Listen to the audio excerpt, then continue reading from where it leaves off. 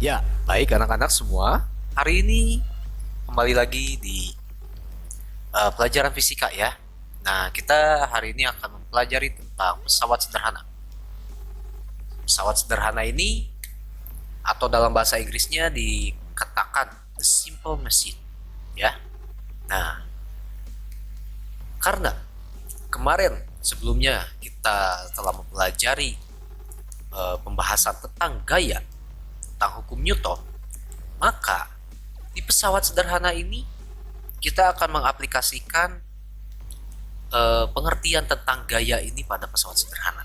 Ya, jadi pesawat sederhana itu apa? Apakah seperti pesawat terbang atau yang bisa terbang itu? No, ya. Pesawat sederhana ya tadi. Lihat, ketika kita lihat eh, dalam bahasa Inggrisnya ya, simple itu sederhana, mesin, ya. Mesin itu adalah pesawat atau perangkat, ya, gitu ya, alat sederhana. Ya, jadi pesawat sederhana itu apa? Ya, mari kita lihat definisinya. Pesawat sederhana adalah alat mekanik yang dapat mengubah arah atau besaran dari suatu gaya. Apa ya? Oke, next ya. Pesawat sederhana adalah segala jenis perangkat yang hanya membutuhkan satu gaya untuk bekerja. Ya, pesawat sederhana adalah segala jenis perangkat yang hanya membutuhkan satu gaya untuk bekerja.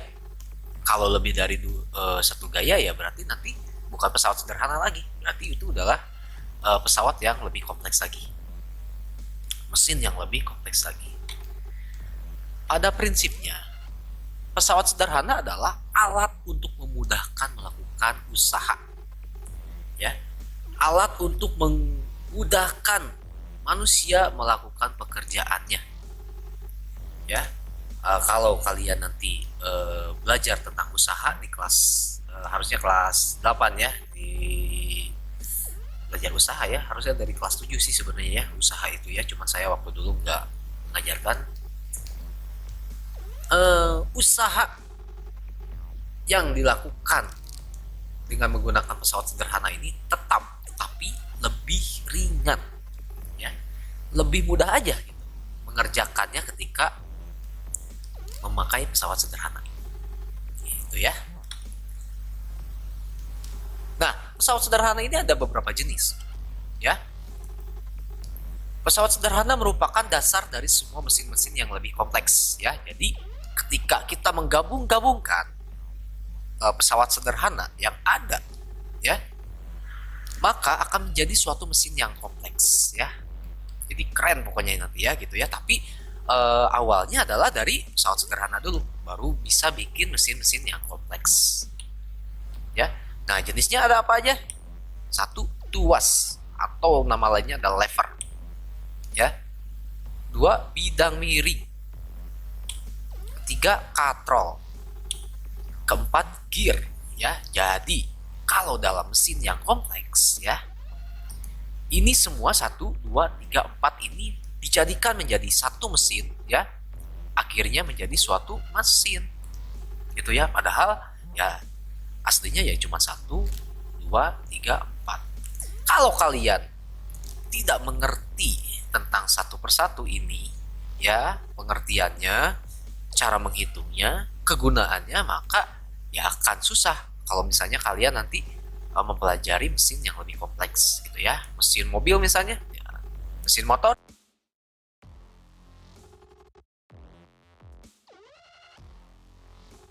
Nah, ini dia ya jenis-jenis dari pesawat sederhana ya. Yang tadi ada apa aja? Ada yang namanya tuas ya, ada yang namanya bidang miring, ada yang namanya katrol ya, ada juga yang namanya gear gitu ya. Nah, nanti kita akan pelajari itu ya semua.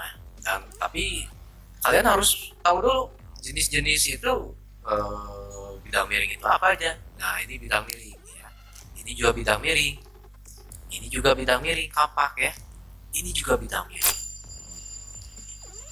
ini bulir ini juga bidang miring ya. Ini gear gitu ya, atau roda ya.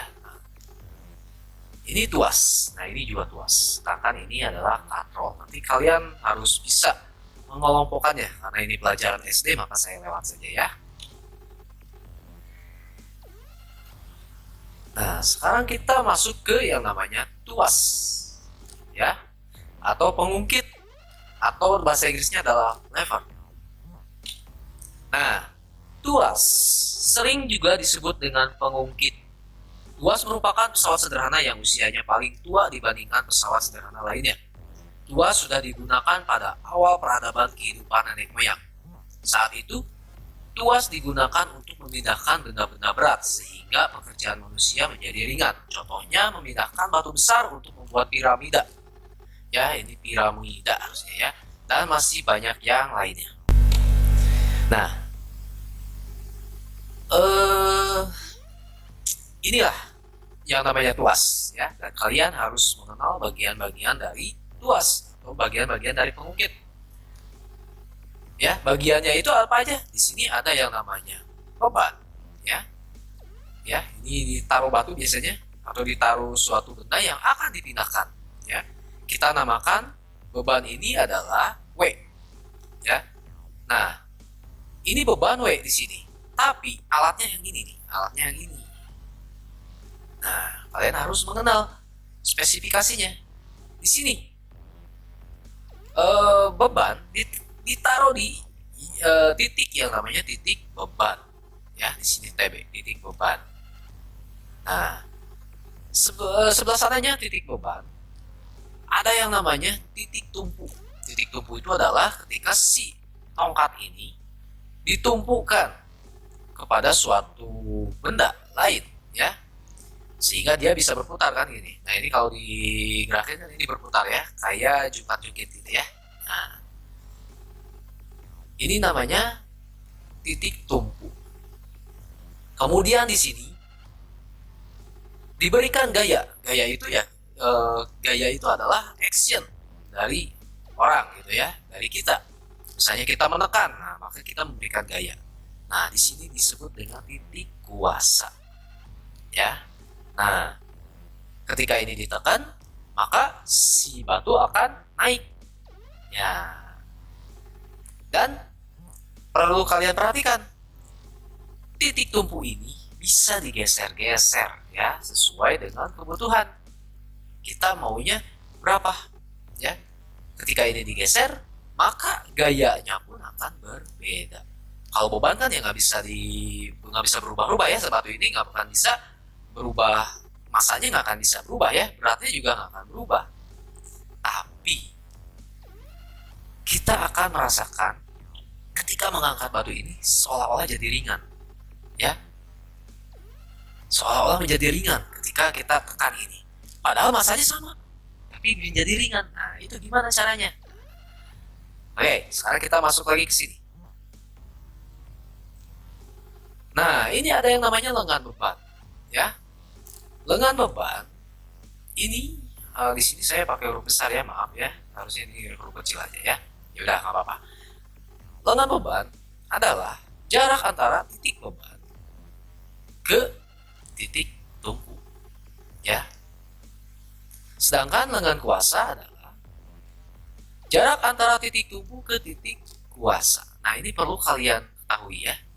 Nah, titik tumpu ini bisa ada di sini, bisa ada di sini, tapi ini yang perlu kalian hafalkan di sini ya, bahwa titik lengan beban adalah jarak antara titik beban ke titik tumpu. Lengan kuasa adalah titik tumpu ke titik kuasa, ya. Oke, titik tumpu ke titik kuasa namanya lengan kuasa. Perlu kalian ingat itu.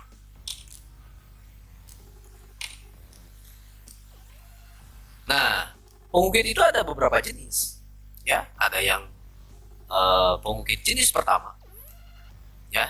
Ketika apa? Ketika titik tumpunya ada di tengah. Bahasa Inggrisnya fulcrum, ya. Titik tumpunya ada di tengah. Yang tadi, ya, yang tadi jungkat-jungkit itu, ini adalah pengungkit kelas 1 atau pengungkit jenis pertama, ya. Beban bisa di sini atau bisa di sini ya. ya.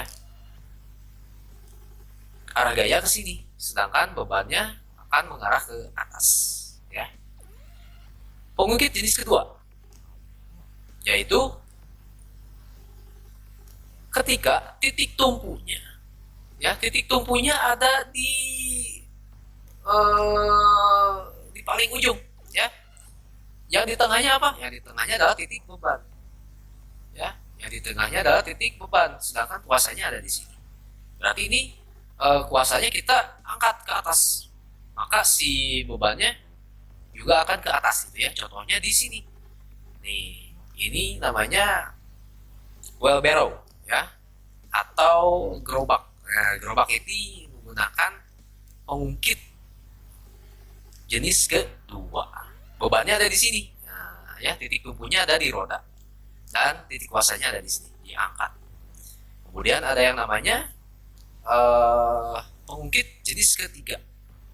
Ketika apa? Ketika si lengan kuasanya, ya, titik kuasanya ada di tengah, ya, ada di tengah, sedangkan tumpunya ada di ujung, ya, dan bebannya juga ada di ujung, ya. Jadi ini dipegangnya di sini.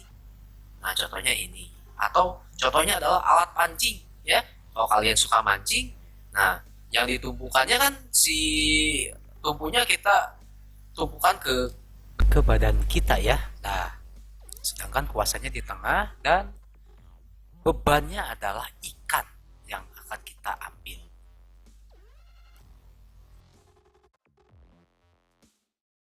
Nah, ini dia beberapa jenis dari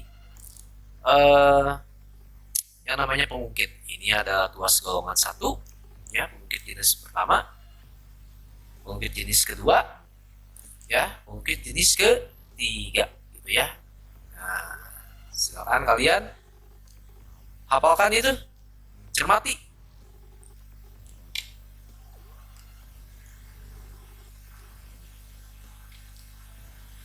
Nah, ini ada cara ngitungnya sekarang, ya. Ngitungnya gimana, Mister? Nah, ini siap kita pusing, ya.